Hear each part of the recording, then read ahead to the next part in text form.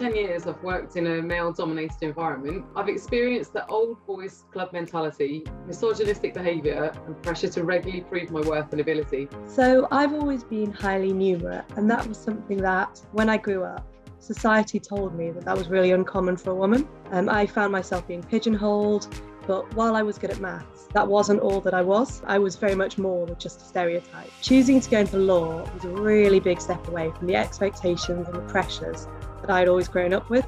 And by making that choice to go into law, I discovered that I didn't need to conform to society's expectations and that I could make the choices that were right for me, regardless of what anyone else thought. I'm from an Italian-American background. When we had big family dinners every Sunday, 30 people, women were always at one end of the table and they did all the work. And the men sat at the other end of the table and they did all the talking. So yes, there were gender biases there that did affect me, knowing that. And it's still kind of ingrained in my mentality.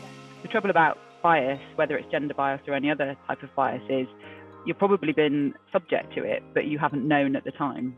It's so much easier if you're in a meritocratic environment. If you're somewhere that supports you and somewhere that values your contribution as a person, rather than looking at you as a man or a woman, that makes things so much easier. If you do good work, you'll be rewarded. That makes a huge difference in my experience. Actually, it was meeting the family team at Farrers that really highlighted to me that I made the right choice. And a big part of that was just how many female role models we have in the team. It was the first time that I had seen many women, all partners, all succeeding, all in their very different ways. You know, they weren't just one stereotype. I think what I would tell my younger self, be confident, have faith in yourself, believe in yourself, and don't think you're some kind of imposter, because you can do it. So something that often other people tell me is a surprise, is that when I was promoted to be a partner at Farrers, I was working 3.5 days a week at that point. And for lawyers outside Farrers, people just can't believe that happened, that someone would be promoted when A, they weren't full-time, and definitely when they were less than 4 days a week.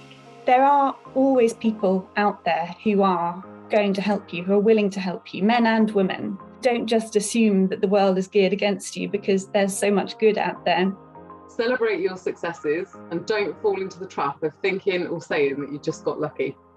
If you see gender bias firsthand, call it out. Confidence is key.